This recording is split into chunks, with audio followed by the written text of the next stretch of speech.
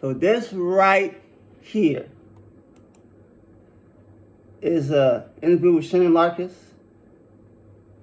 A clip of a Shannon Lucas interview. If you're not familiar with Shannon Lucas, those in the drum community, some of y'all might be familiar with him, but for those who are not, you know All That Remains and Black Dahlia Murder. You know the song they go, and I hear this calling that you don't see so far away. Like that All That Remains song. He was a drummer for that album. And then we're hoping like to have a curse from Black Dahlia Murder. He was on that album for all you metal fans that are familiar with that stuff. He played on those two albums. And particularly the All That Remains song and I Hear This Calling joint. You know that familiar with that song, you know the double bass work on that song. Come on, dog. So yeah, that's why we checking this one out. How to build drum speed and endurance. Let's see what he got to say, because you know what I'm saying? He knows his stuff. If you know the All That Remains song, or just if you're familiar with his drum work in general, you know that he knows his stuff. So let's see what is his advice. How to build your stamina Pineapples. and endurance as far as your drumming, right? Mm-hmm. Yeah, that's how he look now. Hold on, that's how he look. Endurance as far as your drumming, right? That's how he look. I don't even recognize him. Cause I'm thinking a few clips I've seen him perform. I'm gonna have to showcase that with this one particular video, Black Dahlia Murder video, him live. That's gonna be coming soon. But he doesn't look recognizable with his beard and just, yeah. I don't recognize him. Okay, that's how he looks now. How do you do that as like a drummer? Just play. Just play. And honestly, this is again Roddy's advice. Like Roddy had, practice stuff, videos in his, Who's Roddy? You mean direct Roddy? Is that who you're referring to when you say Rodney? I don't know. That's Pussy Back song. Like Roddy had, practice stuff, videos in his, many years ago, and those are useful. But in one of the interviews that might have been the Drumeo one he talked about building speed, and he's like, just play songs. You know what I mean? Like I warm up to like a click, and I will warm up in like steps, where I start off with something that's comfortable for me. And I'll do it for a while to loosen the muscles up, and then I'll climb up a little bit. But first thing he said was, play the songs. I get it, but I guess play to a song, I would say play to a song that you can play to. What I mean is a song that's within your skill level. Like the song I mentioned, the stuff I mentioned that he was promo, that's how much I don't got the skills to do all that. The end I Hear This Calling song. Those bass work is I'm not there yet. So, but there are some songs. Play to some songs. All I'm saying, I guess, play to some songs that your skills will allow you to play. If it's a song that's too fast for you, for your feet, or for your hands, whatever, play something that you know you can play. But not something that's super simple. Play something that you know you can play, but it might be a little bit of a challenge. And work your way up, I guess, to even more complex songs. And work your way up to be able to play those, tougher songs. Okay, but I guess. The real push comes from playing full songs. Yeah. So that's where, like, the endurance really comes from. Speed comes quick. Endurance is hard to come by. Speed comes quick, but endurance is... Yeah, it's a difference between speed and endurance. You can play fast, but for how long? That's when endurance comes in. How long can you play fast? That's something for endurance. You could play fast, you could play this, that, and the third, but for how long can you last doing that? Can you play double bass real fast for 30 seconds? Can you play Bleed with Sugar? That's the footwork. Even now, even double bass is anything. Can you play a pocket for 20 minutes? Like, so you got a Prince gig, Prince in the Revolution, whatever, you got the Prince gig, and you have to play pocket. Or Michael Jackson, or whatever artist, you got to play pocket for a extended period of time. Can you do that? That gets boring, it gets repetitive, but that's where endurance come in. You feel me? Thing. Oh yeah, you can hit like your peak speed for like a bar, but can Right. you lock in and cruise? Yeah. You know what I mean? Wow. That's what Exactly. that's what. Come on, dog. We do business differently from the other guys. We design and test our own tools and sell them to. That's what takes a lot of work. And it's like when I got into Black Dahlia, it was like I was learning a full set of songs to play live, and then I was also we started writing. Okay. So I'm like really just put into it. So that was what it was. I played a lot of songs, rehearsing, and it took months, you know what I mean, to get to where I was like really on top and comfortable. Okay. You know, but it comes in time. So with you playing, are you playing just past Dahlia records, or are you playing like other stuff too, like other songs? I like playing this song. I would sometimes. Usually, I would just play Black Dahlia songs because it's like just really ironing into the muscle memory. But yeah, like Love and Decapitated, I would always play some stuff from there. Oh, okay. Nice. Because some of the Black Dahlia stuff is not as fast. You know what I mean? And then I would want to play something that was maybe a little bit faster to kind of be comfortable with the fastest song that we had live. Okay. Yeah. So, were you at this point? Are you? That makes sense. You always want to practice something that's a little more challenging than what you perform with. Because I know I had a guy. This is a marching band reference. He say, when he was at one particular school, HBCU, I forget which one it was, but he say they practice on 30-inch bass drums, but they perform with the 28-inch bass drum. So the drum they perform with is just one size smaller than the one they practice with. So you get what I'm saying? Are you jamming?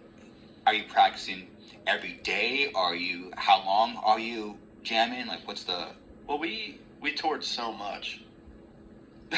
Dang. Like, if we were home like for a month, I would probably still play 4 days a week. 4 days a week. Okay. I got too nervous to take too much time away. Yeah. Okay. See, that's the video. I did not See, want that's to the video I'm talking about. That's gonna be coming soon.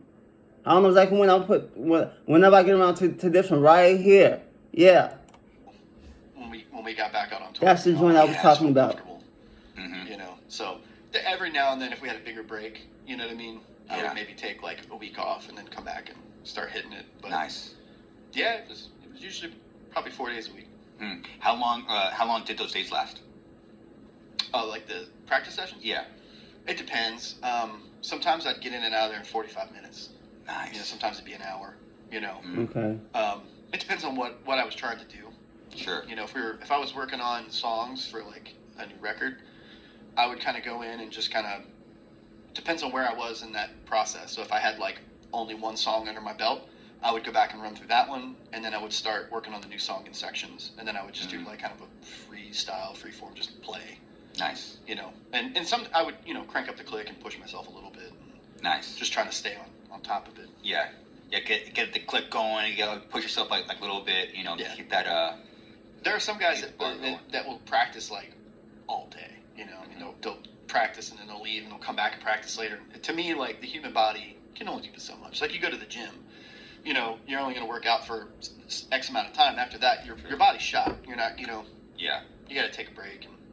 It is true. I have noticed like practicing, especially with like click and songs, like full songs, like a few days a week for at least an hour a day. Like after a few months, you're a different player. Yeah. I was like put on a click and learning like battery master of puppets and like click and it's down picking and it's speed picking. It's like after a few months of that, during like 3 to 4 days a week, I was a completely different player. Yeah. I was oh shit, this is I just stay consistent. There was a big change. No, definitely. And the drummer thing is so different because it's like you can't. I was always wondering how do drummers practice because you can't I don't think you can practice all day because you're physically your body can't really do it. Right. Huh. Yeah. Where like if you're a guitar player or a bass player, we could just sit on our ass and it's really. And I honestly practicing was forced a lot of the times. I was like I gotta go do it. No, practice is always forced. I don't want to fucking practice. You know, Are you kidding me? I'd have to go get super sweaty and gross, and then Nobody wants to practice. Exhausted, but it's like practice. Oh, dude, you're fucking shredded. I'm on the toilet. That was my first ad, actually. Okay. Oh fuck. I just joined All That Remains and HQ practice pads. Yeah. Jeremy Saffer. I don't know if you ever. Of course, yeah. I was living with Jeremy for a little while. Oh, really? Yeah. Oh, wow. And this is like in his dad's place in the bathroom. That's sick, dude. That's Some Okay. like drum magazine. Actually, I think it won an ad campaign, Okay. which is. See, he looks Can you different. imagine sending that to your mom? You know what I mean? Like, He looks your different mom, on yeah. this picture than in this interview. Of course, he was a lot younger. That's what, 19 years. I'm in drum ago. magazine. On the toilet. I might leave that one out. I don't know.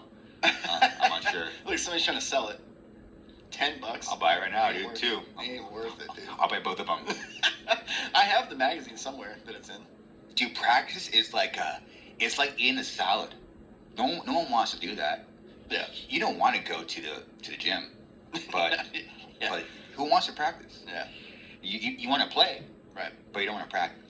Yeah, and especially with this kind of stuff, I've learned over time, like, you have to be good about warming up. You can't just sit down and play cold. Mm. You know what I mean? Your body's not Mm. ready, and you're going to put yourself in a headspace that's not conducive for a good practice. Like, you know what I mean? If you warm up and you take your time, and then you sit down and play songs, you're going to play better, and you're going to want to play because you're playing better. Yeah. You know, you're not going to feel like you're struggling. Yeah, I guess that's also my last question about like technique stuff. Like, so I see a lot of drummers do it differently, especially out on the road. Because again, like your physical body only takes so much. You're already going to do it for like an hour maybe. Mhm. So that's a lot of drumming a day. But you can't just go cold and sit, and it goes cold Oh, yeah. to show how like what's a good warm up for a show. So I could selfishly tell Ernie. I don't know. That dude's great live, so he's doing something right. I basically did a lot of stretches Okay. that just whatever felt good for me. Right. It wasn't like something that was an official physical therapist was like, you should do this. I just kind of did what stretched certain muscles in my legs and even into my feet. You know, just stretching anything and doing a bunch of weird stretches. And then Nice. for hands, it's just getting them going. You know what I mean? Hit a practice pad. I didn't have like any specific warm up or anything. There were times where if we were working on new stuff or whatever, or playing songs live, like, you know, I would take the practice pads for the kick pedals, and we would sit there. They had their little micro cubes, you know, like backstage. We'd kind of go through a song on those pads and stuff, which is cool. Yeah. But then later down the road, it was just like everyone's just warming up on their own. Yeah. You know, do a bunch of stretches. Now, going cold after you play, this is something I didn't learn until later down the road, because when you're in your 20s, it doesn't bother you. You're pretty resilient. You can bounce back from most stuff. But now, if I practice, and I don't stretch afterwards, dude, my hips will be all jacked up. Dang. Yeah. Like, Okay. it's hard. It's much harder on the body these days. You know what I mean? I got to do a lot of stretches, and I have to do a lot of hip stretches to maintain mobility there. Yeah. You I know, bet. and everybody plays different, so one person might, you know, use a bit more hip flexors than the next person. But Yeah. Yeah, we've been talking because we're like, you know, we're pretty close in age, you know, late 30s, early 40s. We're talking to you. We got to stretch after the show too, and we're trying to get disciplined to do it. It's just hard after, like, you know, we just did 5 shots of tequila and we fucking headbang for an hour. Right. But man, we're talking like we know like the science of it. We need to stretch after the show. Yeah. Because you wake up kind of fucked. Yeah. You know. Yeah. I mean, playing in a band is hard on the body. I don't think people realize. Yeah, man. What he was saying is real stuff. I enjoyed this. Corey LeQuay. Probably not watching this, but Skylar Drive, Corey LeQuay. Come on, dog. That Wires and the Concept of Breathing album. Even more specifically, the song Wires, the Concept of Breathing. But that whole album in general. But the song, come on now, the double bass work on that song. Boom, da boom, boom, da boom, boom, da boom, down, da boom,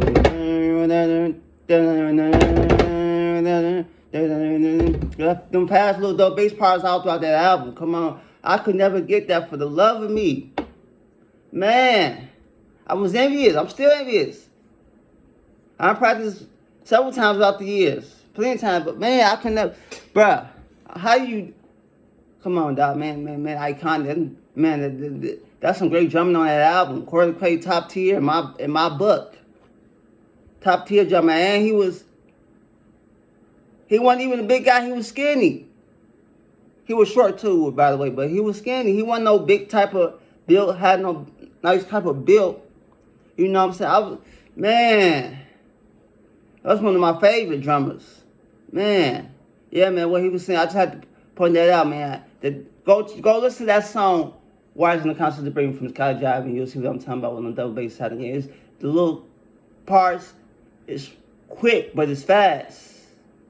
Man. But yeah, what he was saying, Shannon Lucas was saying was true. Yeah, I agree. So yeah, man. I'll catch y'all next one. Peace.